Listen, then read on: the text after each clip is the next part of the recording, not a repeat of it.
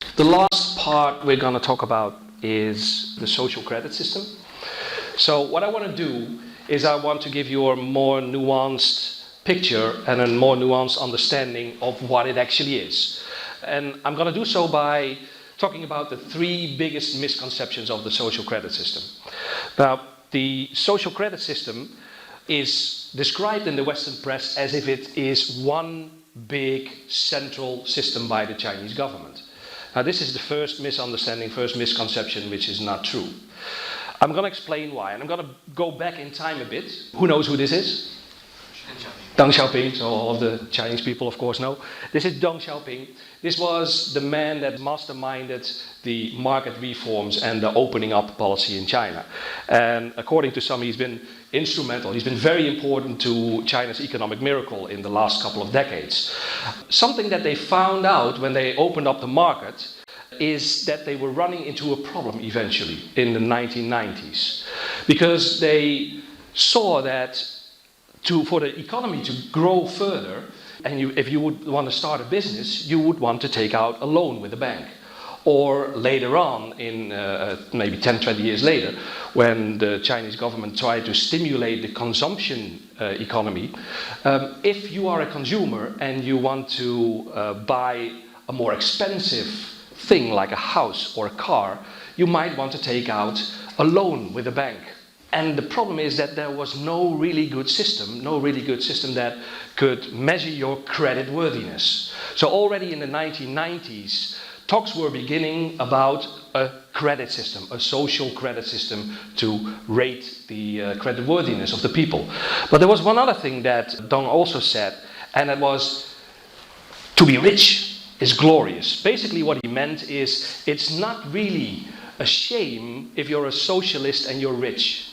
It's not a problem as long as you're a good socialist person. But we have to keep in mind that we cannot all at the same time get extremely rich. So we have to do it sort of bit by bit. Not the whole country can be extremely rich all of a sudden. So what this did is this created a very high anxiety in the Chinese society, because people said, yeah, I totally agree.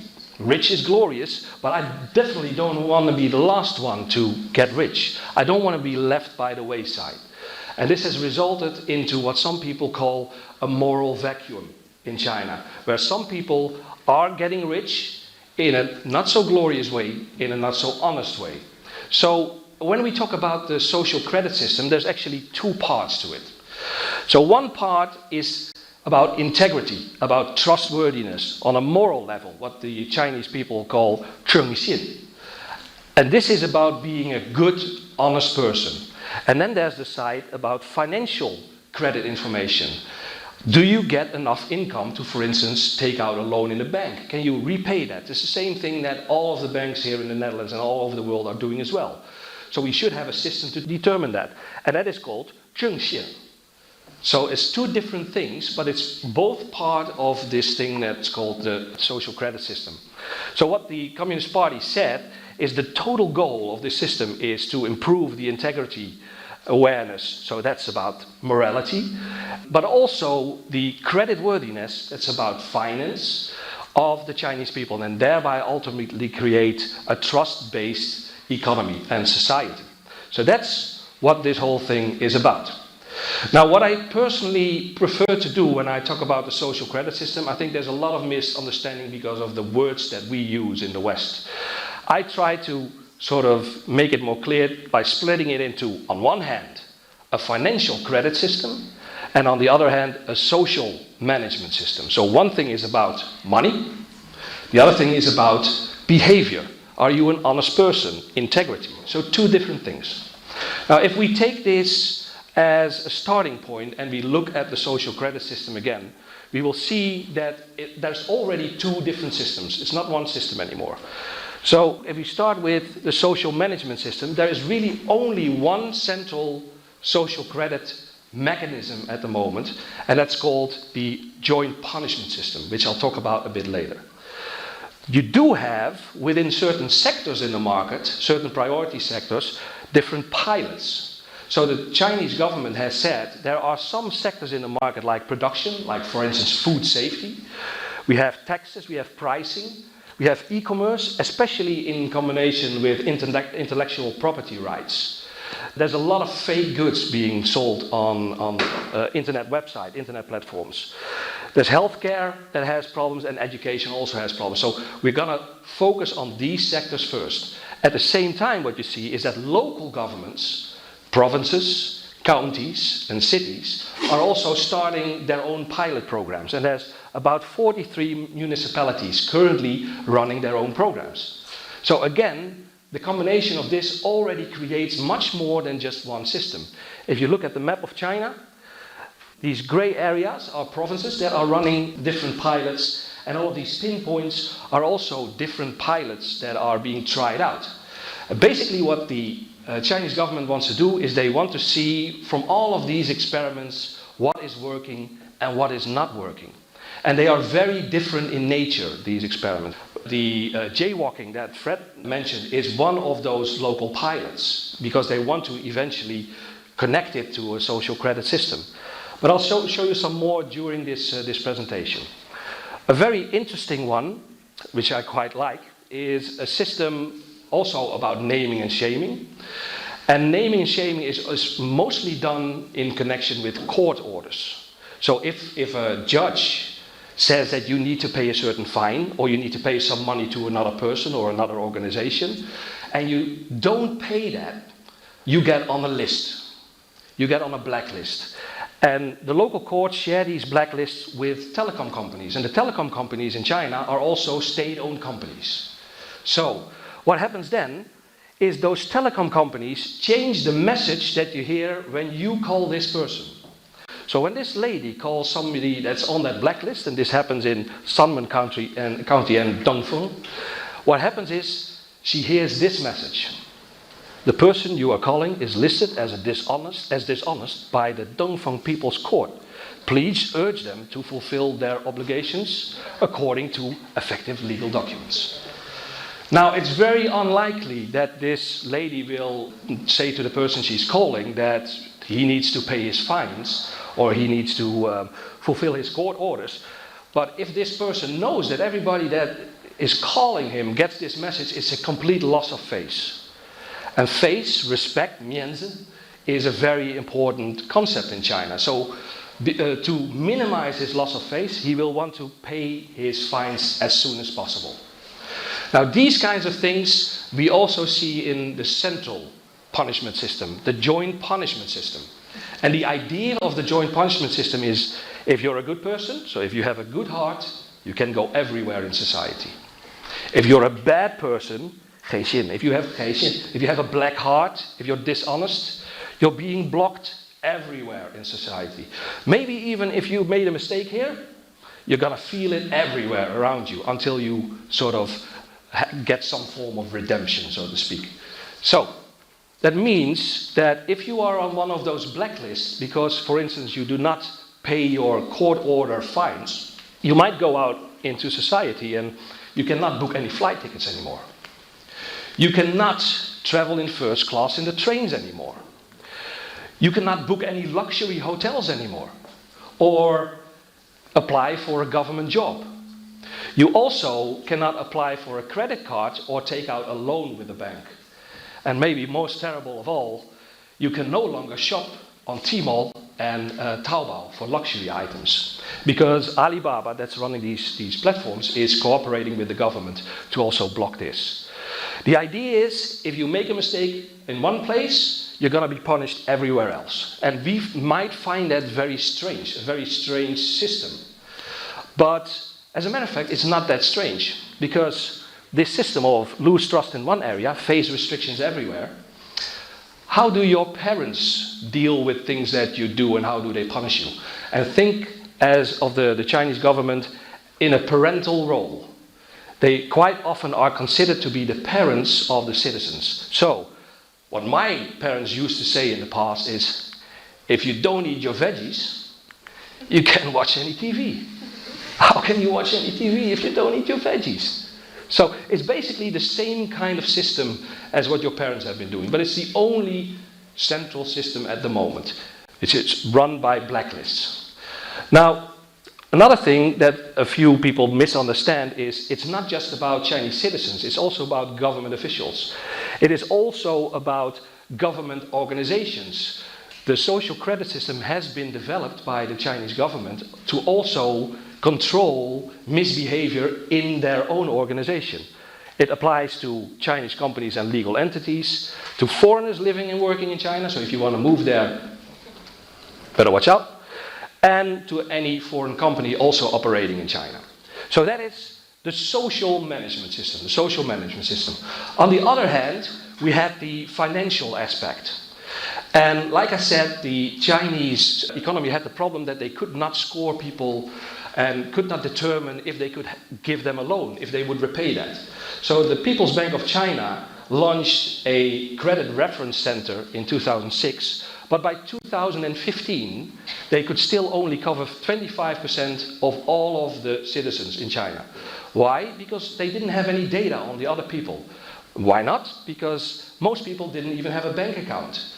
Why not? Because the Chinese banks, which are state-owned also, were mostly servicing state-owned companies and not so much the consumers. So then what the government said is, what we're going to do is we're going to give 8 different companies the ability to create their own financial credit scoring system. And Alibaba's Alipay and Sesame Credit, which I'll talk about a bit later, were one of those companies. By 2017, when all of these 8 companies had run their pilots, the government decided that none of them would get a license to roll out, to deploy this system. Why not? Because they found out that the privacy protection was inadequate.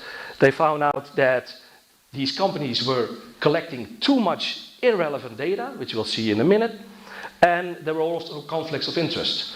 So for instance, the credit system that Alibaba developed, you could get a better score if you would buy a lot of products on Alibaba platforms. Well, that has nothing to do with creditworthiness. That has something to do with Alibaba's. So that's a conflict of interest. And those 8 different credit systems, they were all isolated islands. So at the end of last year, what they decided to do is they said, instead of allowing these different 8 companies to create their own systems, we will group all of this information together with information from the China Internet Finance Association, which is part of the People's Bank of China, into one joint venture called Baigang. And that will be the first unified personal credit information firm in China. Now we have to see what comes out of this, but we've already seen now that you have like a social component and you have a financial component, and in both you have different systems. So the social credit system is not one system, it's a collection of systems. The second big misunderstanding is that everybody gets a score. And this is something that the Western media love to talk about. And they also love to compare it to an episode of Black Mirror called Nosedive. Some of you might have seen that. So, yeah. So the social credit system is always compared to Nosedive and Black Mirror. Why? Well, it's partially got to do again with Alibaba.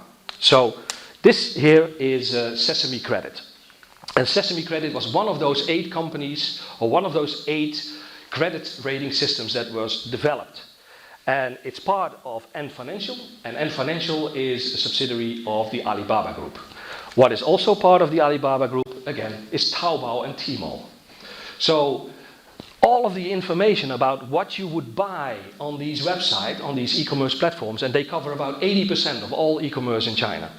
And all of the mobile payments that you did with Alipay, mobile and online payments, and they have about 55% market share, so that's a lot of data, would be used in that credit system of Sesame Credit.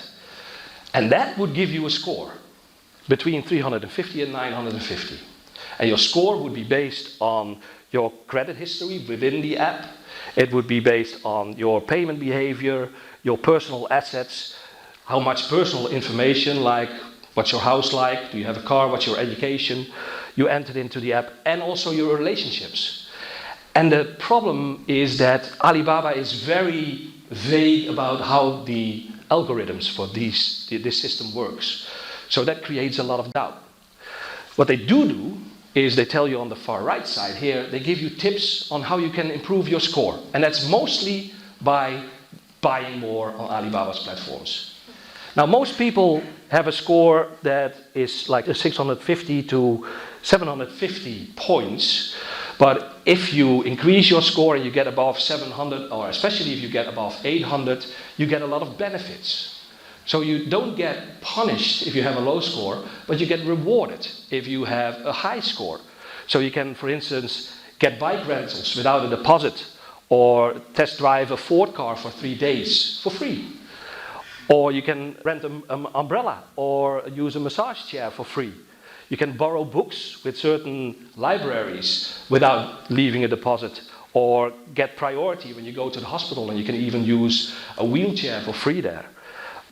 And in some countries, you can even use your Sesame credit score to get a visa, a Schengen visa, more easily, because it's enough proof that you're financially independent. So what we are actually looking at here is more like a loyalty scheme. It's much more like a frequent flyer program. If you fly a lot, if you buy a lot with Alibaba, then you can go in priority boarding. Or you can go and use the business lounge. Or you can have all kinds of other perks. This is how it works. And that's also why the government said this is a conflict of interest. This is not a good social credit system. But there are a couple of more examples of local pilots by local governments that are using a score or categorization system. One is Honest Shanghai. And what Honest Shanghai does is, if you open that app, you see different kinds of businesses in the area you're in, and it will rate them as very good, green, good, yellow, or bad, which is red. So this is done based on government data. For instance, food safety checks at restaurants. Citizens can sign up for this program as well, but it's not mandatory. They can do it if they want, and they don't have to do it. And the system only has, again, rewards and no punishments. So sometimes the Western press thinks that Alibaba's Sesame credit is the social credit system, which it isn't. But there's another one, another local pilot that they often use as an example, and that's a pilot that's running in Rongcheng, in the province of Shandong. Everybody there gets 1,000 points. And if you behave badly, for instance, if you run a red light, or if you caught drunk driving, they deduct some points. Then if you donate to charity, or if you do some volunteering work, you get some extra points. And based on your points, you are graded between A+++ to D, which is very bad. And so depending on your category, you can get certain perks again, certain preferential treatment, or you, for instance, if you want to take out a loan, you have to fulfill specific additional requirements. And the best people, those A++ people, they display them on a board in the city center. So that gives you mienze, that gives you face and respect again. So this is also something that the Western press writes about and then says that's the social credit system in China. But it's just a local experiment in one city. And it's quite questionable if this will be implemented on a national level. First of all, just imagine the amount of data you would need, and how different companies and different departments within the government would need to be sharing all of that data. Now, my regular job is I work with databases, and I can tell you this is just not very feasible in the short term. But there's another reason why it's questionable that this will be implemented on a national level. And that's, they've already tried it before in 2010 in a city called Suining. And in Suining, they also had a point system, but nobody liked it. The citizens didn't like it. The state media criticized it because they said the way you are giving points and taking points away is not fair. And it's very arbitrary and subjective. So they didn't like it. What they also said is the data quality was not good enough that was used in the system. And they also said it's a bit like that system that the Japanese had when we were occupied during World War II in China by the Japanese. They gave well-behaving citizens a good citizen certificate. Well, you don't want to be compared to these things, of anything that has to do with the Japanese occupation, of course. So they canceled this experiment. So it is not very likely that the Rongcheng experiment will be rolled out in the same way. So, but it's definitely, overall, is not a point system. There's just Sesame credit, and there is some point-related experiments. Now the third one is probably the one that annoys me most, and that's that Western media keep saying how terrible this must be for the Chinese people. They compare it to 1984. It's Orwellian, it's dystopian. This must be terrible for the Chinese people. Well, most of those people that write that have no understanding of what Chinese society is like. I already told you that there's a lot of people that got rich in a dishonest way. If you look in the Pew Research that's done frequently, almost every year, these are the top concerns in China. Now, the majority of them have to do with dishonesty, corrupt officials, crime, safety of medicine, safety of food, quality of manufactured goods, healthcare, and corrupt businesses. It all has to do with lack of integrity in China. If you ask the middle class, what's the biggest social issue in China? It is food safety is number 2. What the middle class in China is most afraid and worried about.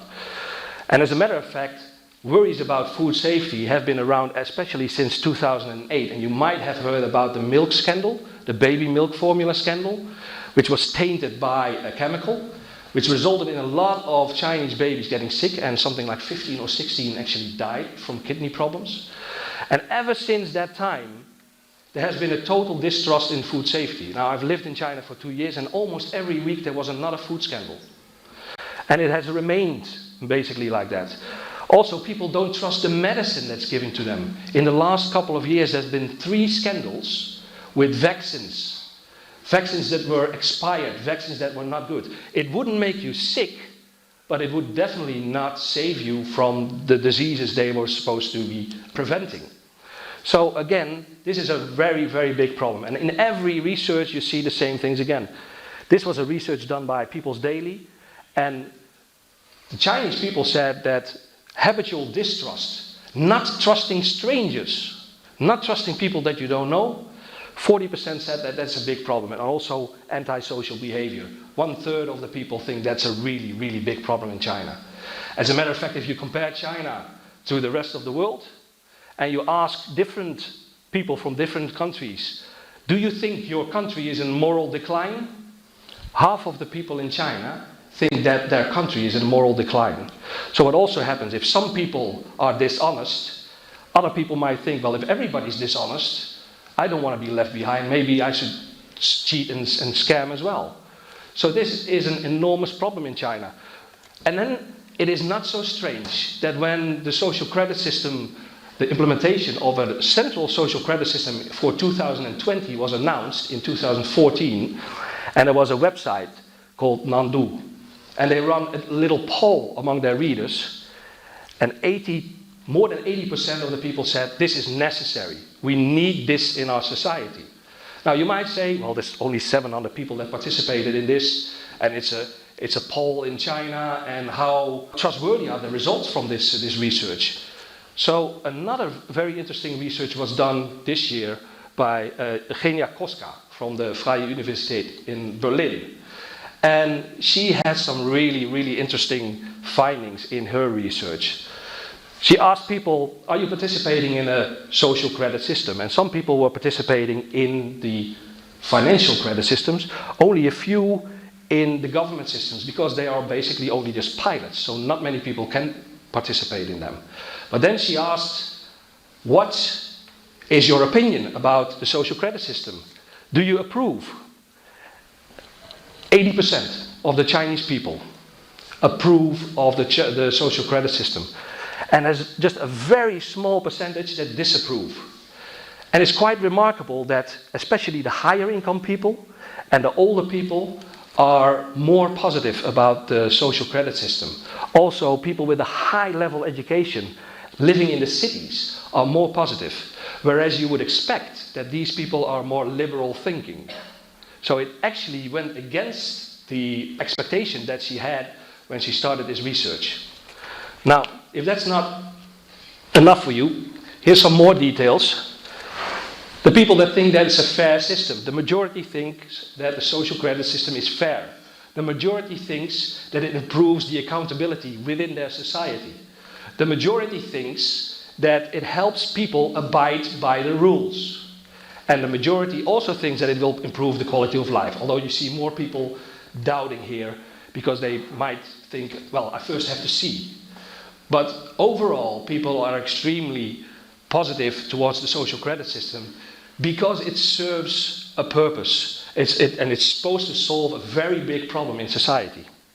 Now then you might ask, who should be running these programs? 77% of the people say that if the Chinese government would be running these, they would expect the Chinese government to handle that data responsibly.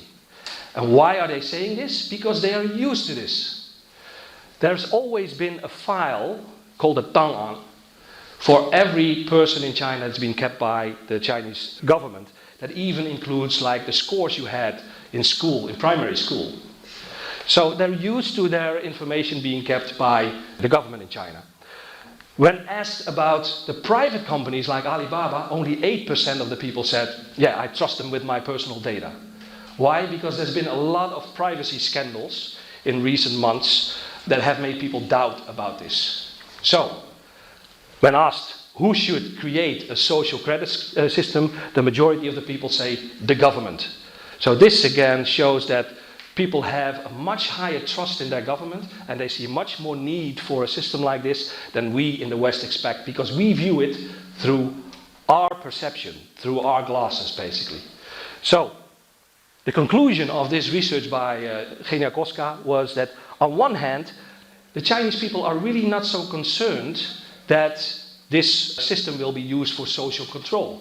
Also what they are saying is there's many different systems, which Fred has already shown you, for social control. So we don't need a social credit system for this. But it is, especially the wealthier, high-educated, urban respondents, they are saying that this is solving a problem and it will create a more honest and law-abiding society for everybody. And that is really something that China needs. And that's what I'd like to share with you. Thank you.